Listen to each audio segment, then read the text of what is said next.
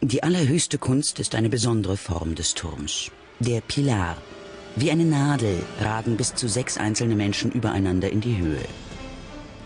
So begann vor 200 Jahren die Tradition der Menschentürme. Am kommenden Sonntag wird das der Abschluss des Wettbewerbs sein. Da zeigen sich die Meister. Schließlich geht es neben der Ehre für die Mannschaften auch um viel Geld.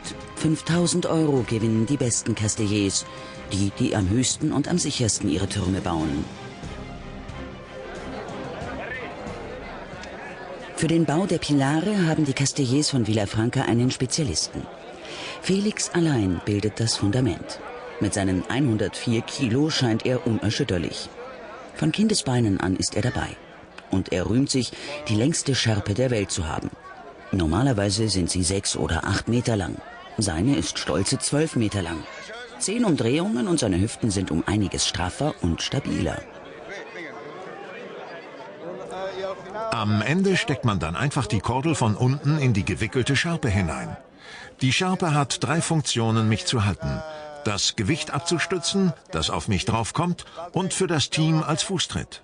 Die anderen, die nach oben klettern, die klemmen ihre Zehen zwischen Hemd und Schärpe und benutzen sie sozusagen als Treppenstufe. 3 Funktionen.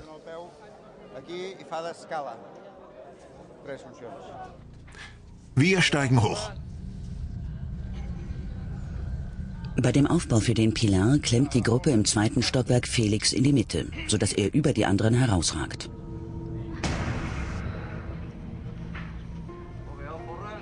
Sie wollen am kommenden Sonntag einen Pilar mit 8 Stockwerken bauen. Luis traut seinem Koloss zu, dass er auf seinen Schultern 5 Personen sicher halten kann.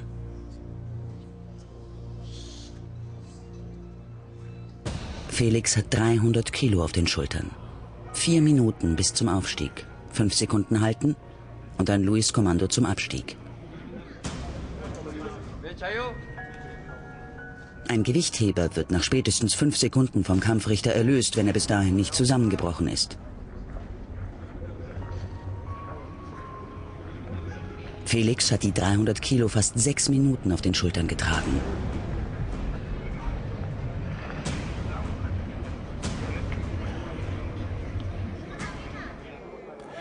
Wir sind darauf spezialisiert, großen Kraftaufwand zu leisten. Und das Dümmste, was man tun kann, sind Dinge, von denen man keine Ahnung hat. Es wäre dumm, wenn wir Sachen machen, die wir uns nicht zutrauen oder uns überschätzen würden. Das könnte schwerwiegende Folgen haben. Die Turmbauer von Vilafranca stürzen nur jedes 20. Mal ein. Eine hervorragende Statistik. Für Sonntag appelliert Luis an die Ehre. Wenn wir uns entscheiden, den 9er Turm zu bauen, wäre das eine ganz schöne Schweinerei, wenn wir es nicht schaffen, weil wir zu wenige Leute sind. Wir sind in Tarragona und da geht es um was. Und es ist um 12, nicht um 1, also pünktlich sein. Sagt allen Bescheid, wir brauchen viel mehr Leute, als wir heute waren. Ich will mindestens 300 sehen. So, das war's. Alles klar? Die Turmbauer von Vilafranca haben viel zu verlieren. Im vergangenen Jahr gewannen die Grünen bei den inoffiziellen Weltmeisterschaften, die nur alle 2 Jahre stattfinden. Sie begeisterten mit einem 10 Stockwerke hohen Turm. An diesem Sonntag treten die 4 besten Mannschaften des vergangenen Jahres an. Jeder will die Grünen schlagen. Und diesmal werden Felix und Co. es schwer haben, denn es sind noch lange nicht genug Leute für einen erneuten Triumph. Vor dem Rathaus sammeln sich die Erwachsenen. Die Kinder warten in der kühlen Empfangshalle auf ihren großen Auftritt.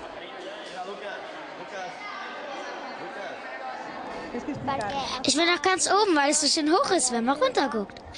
Da guckt man runter von oben und dann siehst du die ganzen Leute da unten. Und das freut mich.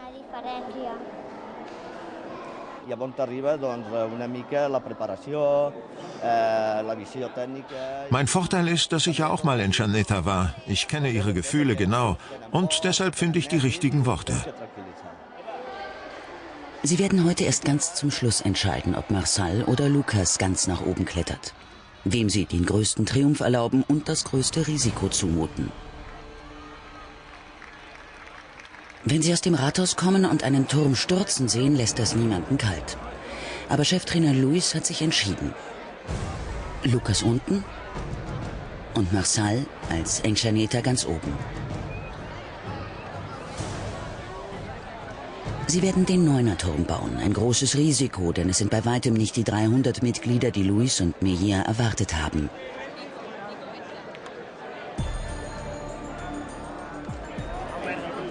Leute, ihr müsst da weiter raus.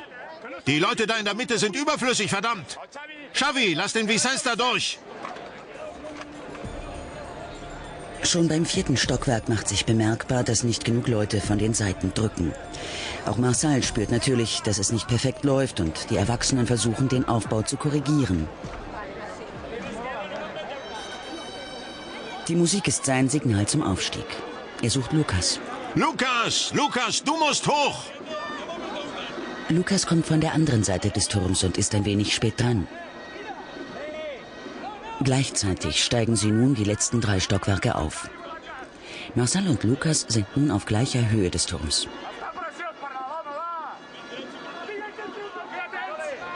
Hoch, Marçal! Hoch, hoch, hoch! Lukas kauert schon oben. Marçal muss nur noch über ihn hinübersteigen.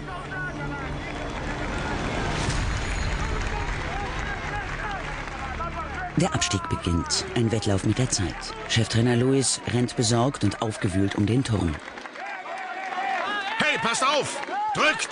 Ihr müsst drücken! Fester! Und los, runter! Los, los, los! Fast gleichzeitig kommen Marçal und Lukas vom Turm runter. Aber Marçals Blick ist auf den wankenden Turm gebannt.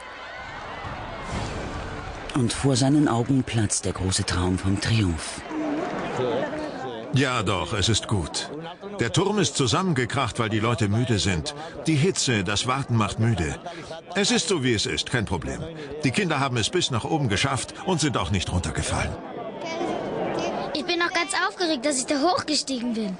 Aber im letzten Moment, da gab es einen Fehler und dann ist er zusammengestürzt. Ich bin ein bisschen enttäuscht. Am Nachmittag verlassen immer mehr Mannschaften die Kräfte. Die Zusammenstürze werden immer häufiger. Doch das große Finale steht allen noch bevor. Der Pilar, der König der Menschentürme. 8 Stockwerke will die Mannschaft aus Vilafranca aufbauen. Und alles wird auf Felix lasten. Okay, hör zu. Rechts rauf und links drücken. Hey, einen Moment mal. Einen Moment noch. Ja. Gut. Und der nächste. Es werden 4 auf Felix stehen. Die nächsten Minuten müssen die gesamte Mannschaft nach dem Sturz wieder aufrichten. Macht euch leicht. Ihr müsst euch leicht machen. Bei diesem Turm gibt es keinen Nebenmann, der einem noch Festigkeit geben könnte. 1, 2, 3. Karagat! Aufgebaut!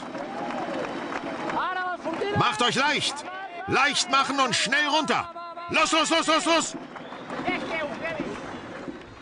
Mit jedem Schritt wird es Felix leichter und die Mannschaft feiert ihn. Auch wenn die Grünen den großen Sieg von vor 2 Jahren nicht wiederholen konnten, bei der Weltmeisterschaft im nächsten Jahr werden sie wieder 500 Leute sein.